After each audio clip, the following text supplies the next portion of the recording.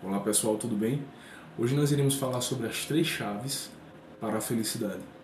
Não necessariamente essas três chaves são as chaves que para todo mundo serão uma ideia universal. Todo mundo vai pensar exatamente como eu penso. Mas eu acredito que você pode aplicar essas chaves na sua vida caso você queira viver plenamente o seu mundo interno. A maneira como você vê internamente é como você expressa o seu mundo externo. Então, a primeira chave para a felicidade, na minha opinião, se chama Superbia Vulnerastis, como vocês leram aí na imagem. E logo abaixo está escrito uma frase do Mark Twain que diz o seguinte: você vai se arrepender das coisas que você não fez no futuro mais do que as coisas que você fez. O que isso significa com orgulho ferido? Superbia Vulnerastis, uma palavra em sua etimologia está no latim. Bom, primeiramente, se você fizer uma pesquisa bem apurada, você vai descobrir que as relações, tanto ela de amizade quanto ela de relacionamentos amorosos, ou de pais e mães, de amigos, de nações, as pessoas deixam de evoluir como pessoa porque não conseguem ferir o seu próprio orgulho. E eu não falo de questão de ferir o orgulho de uma maneira de sequestro do seu eu subjetivo, ou seja, a pessoa viver plenamente para agradar as pessoas, ou então de se ferir para que a outra não se sinta ferida. Não, isso é uma doença. Mas ferir o orgulho, que eu estou falando de uma maneira saudável, quer dizer quando você deixa o seu ego e entende o que está acontecendo com a vida do outro, o que está acontecendo com o outro. Problemas todos os relacionamentos têm, mas nós vivemos numa época onde a nossa geração, em relacionamentos, seja eles em qualquer gênero, em qualquer naturalidade de relacionamentos, ou seja, em namoro, casamento, amizade, pais e mães, pais e filhos, amigos, a gente às vezes não percebe que o outro, quando está nos ferindo, quando está fazendo algo que não nos fez bem, que não fez com que a gente se sentisse exatamente como queríamos nos sentir, a gente tem que entender primeiramente que cada um está vivendo a sua luta. E a gente só dá aquilo que está dentro de nós mais latente. Então você vai dizer, Lucas, então quer dizer que se o cara bater em mim, é minha responsabilidade entender que ele bateu em mim, eu tenho que perdoá-lo e ferir o meu orgulho para que isso seja para meu crescimento pessoal.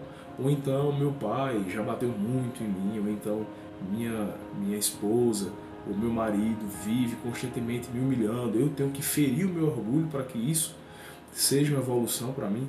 Não. Não é necessariamente assim que eu falo. Existe na psicologia, sendo bem breve nesse tema sobre orgulho ferido, existem duas pulsões, pulsão de vida e pulsão de morte. Pulsão de vida significa eros e pulsão de morte, thanatos. A mesma coisa pode se aplicar em relacionamentos. Pulsão de vida para a psicologia e para a psicanálise significa o eros, que é a pulsão de vida, significa tudo que você significa, tudo aquilo que você coloca como pulsão de vida. Às vezes pode ser um gozo para algo negativo, você fazer alguma coisa para alguém, ou seja, ferir o seu orgulho de uma maneira negativa. Aquela mulher que é espancada pelo marido durante anos e mesmo assim acha que aquilo ali é bom, é prazeroso, isso aí vem de repetições, vem de transferência, vem de coisas que estão recalcadas, mas não é isso que eu quero falar, exatamente. Mas sim que a gente tem que se entender o porquê o outro está nos ferindo. Quando a gente vê eros no relacionamento, ou seja, pulsão de vida, coisas positivas, coisas que dá para ser ressignificadas, nós temos sim que usar a metodologia de ferir o nosso próprio orgulho para que o outro não se sinta que esse termo da nossa geração de que quanto mais nós estivermos com os egos elevados, nós estaremos sendo mais fortes. Por exemplo, quando alguém briga com você no relacionamento, se você demonstrar desinteresse, que não está nem aí, isso significa que você é muito forte. Por quê? Eu só quero que você me explique o porquê isso é um símbolo de força. Nós temos uma sociedade de virilidade mais puxada para o sexo masculino, eu sei, mas muitas mulheres também depois do movimento feminista, depois de várias outras coisas, elas também têm demonstrado a sua parte de que não tem se preocupado com o outro, com o relacionamento.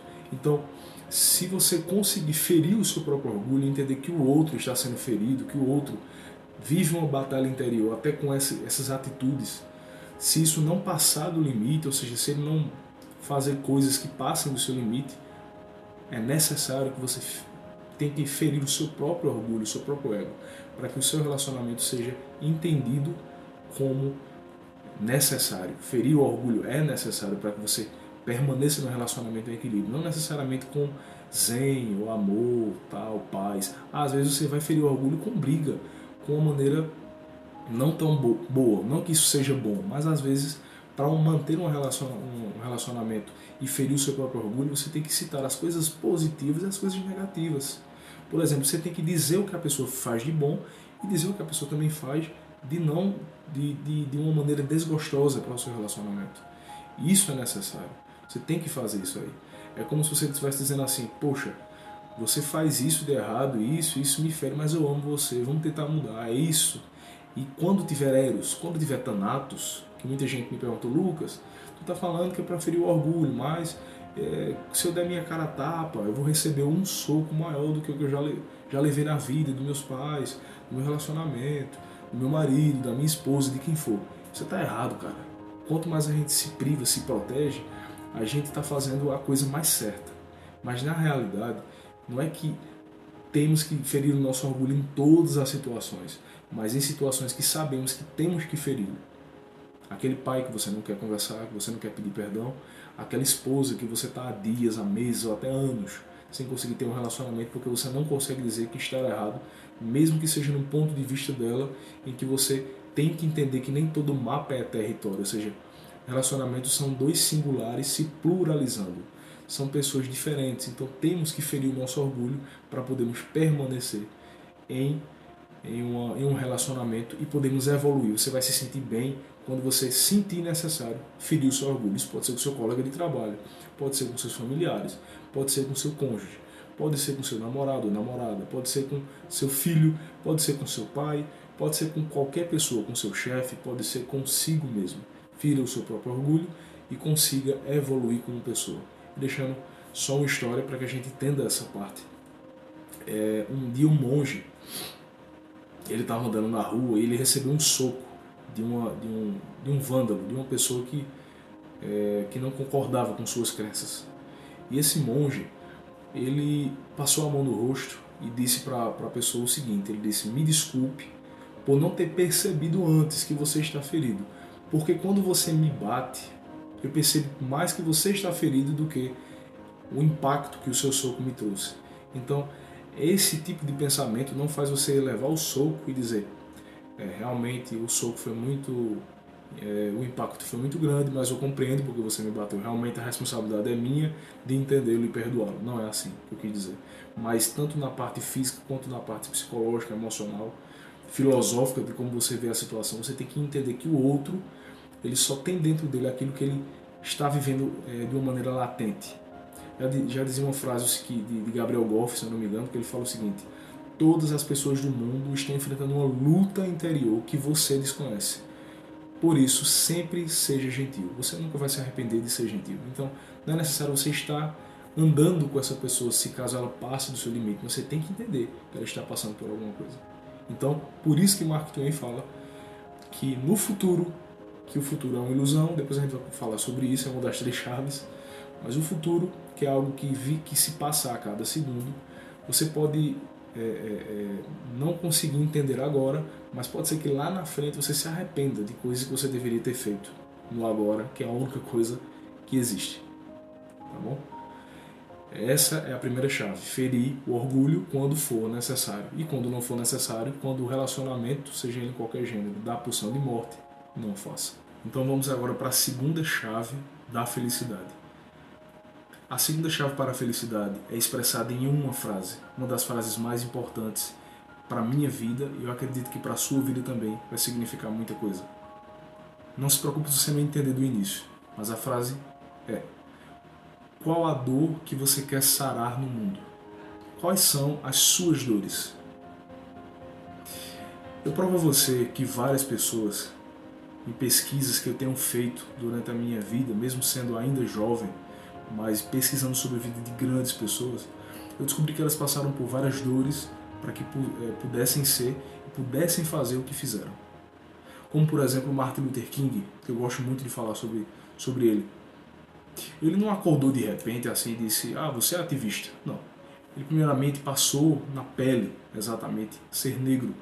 Passou psicologicamente falando e emocionalmente falando o que uma nação, a nação americana, a nação estadunidense, via e sentia como era ser negro. Então ele decidiu, com essa dor que ele tinha, fazer algo de diferente para o mundo. Fazer alguém respirar mais fácil com isso. Essas são as suas dores, aquilo que te dói, para que você sare em você mesmo e também possa sarar no mundo.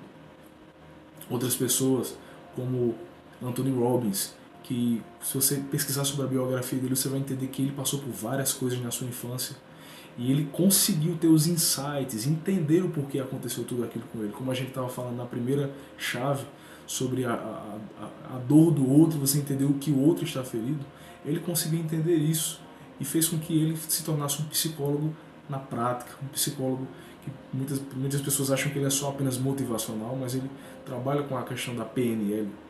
Outras pessoas que a gente conhece, como Ayrton Senna, como Abraham Lincoln, várias pessoas, como Mandela, como várias pessoas que se libertaram das suas dores para que pudessem, sarar a dor do outro, sarar a dor do mundo. E isso é o que te vai fazer se sentir bem, se sentir feliz, se sentir realizado. Então se pergunte agora, qual a dor que você quer sarar no mundo? Qual a dor que você tem sentido? Qual a dor que você passou ou vem passado? Ou acha que as pessoas vão passar se você não fizer algo pelo mundo, se você não fizer algo para que elas respirem mais fácil com isso? O que é que te dói? Faça essa pergunta a você mesmo. Essa é uma das chaves.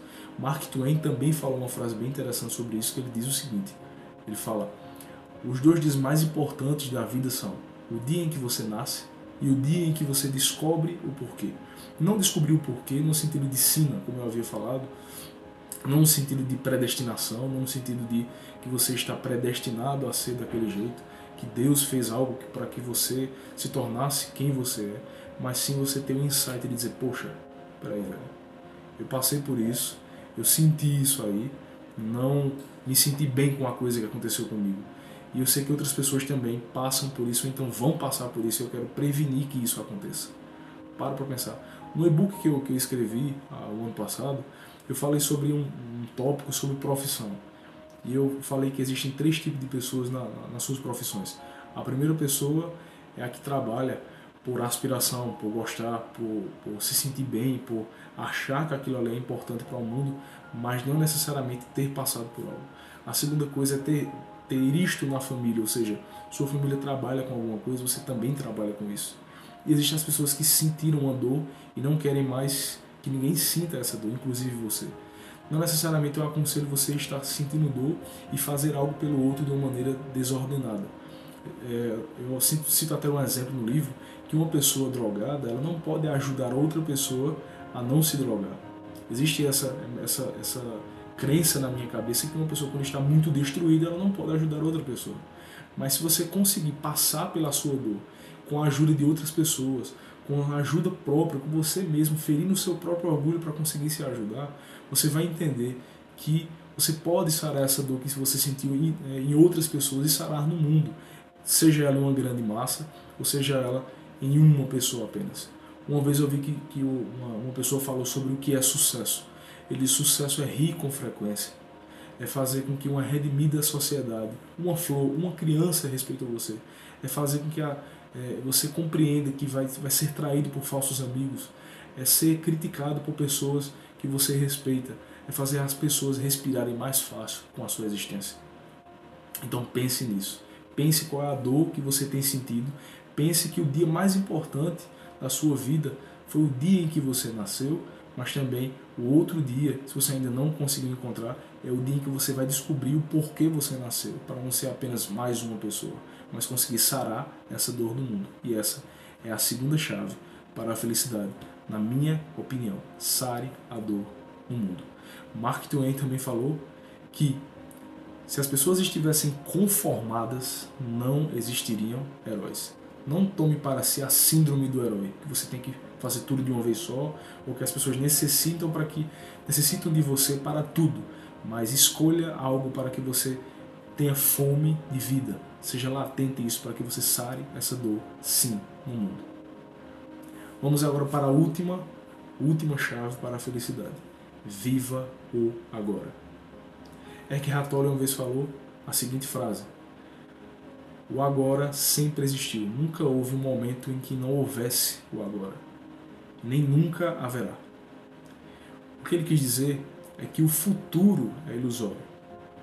A gente pensa no presente como algo que nos machuca, ou seja, o presente ele é atemporal. Por isso que a gente não consegue viver bem com ele, porque o presente nos faz viver na temporalidade, na amoralidade, todos os tipos de negações que nós temos do passado. Nós não conseguimos viver no presente porque a gente sempre pensa que o futuro será melhor. O futuro não terá essa dor que você está sentindo agora, porque você não tem conseguido administrar. E você acha que no futuro acontecerá alguma força superior, que as forças superiores existem dentro de você, não é algo que virá externamente, mas sim internamente. Mas você não consegue compreender isso. E sempre pensa que o futuro é algo que será melhor. Na realidade, pela teoria de vários monges, pela teoria de budistas, pela teoria do próprio Eckhart Tolle, ele fala que o futuro, e realmente o futuro, não existe. O futuro é uma ilusão. A única coisa que está acontecendo é o aqui e o agora. É você assistindo esse vídeo. É você estar aqui, vendo isso, tentando evoluir como pessoa, tentando fazer com que a sua essência de ser humano seja voltada a cada dia em que você descobre o porquê você está existindo, no agora. Não existe um momento em que você vai fazer algo amanhã. Você pode se planejar, se projetar, pegar algumas coisas como dados do passado para que você não faça determinadas coisas e faça algumas coisas diferentes, mas não como uma maneira ansiosa para que daqui a amanhã, daqui a um ano ou um mês, tudo isso passe. Não espere para que daqui a 5 anos, porque você não sabe se 5 anos existirão na sua vida. Não espere para daqui a 5 minutos, se você pode fazer agora aquilo que você tem que fazer. Então, as pessoas vivem nessa corrida de ansiedade para o futuro, pensando que o presente é apenas um degrau para ficar melhor. Quando na realidade a gente despreza a única coisa que existe para nós como presente, que é o presente, é o agora. Então quando você descobrir que o agora é a única coisa que existe para que você faça as coisas, para que você fale, para que você faça, para que você diga, para que você age, para que você não age, você vai entender o despertar da consciência. Você vai ver que a mente, ela fala constantemente com você como outro ser humano. Ela é a pior vizinhança que existe para nós. Existe aqui dentro da mente, enquanto você não descobre essa atemporalidade do inconsciente. Freud explica muito bem isso. E essa ânsia para o futuro, para algo que não existe, a gente fica escutando essa vizinhança falar bobagens, coisas que nos destroem, coisas que nos preocupam, coisas que realmente não existem. Enquanto a gente não conseguir administrar isso, enquanto a gente não entender que o agora é a única coisa que existe, para que a gente não se preocupe com o passado, porque ele já passou, para que a gente consiga entendê-lo e não se preocupar com ele, para que a gente consiga entender isso.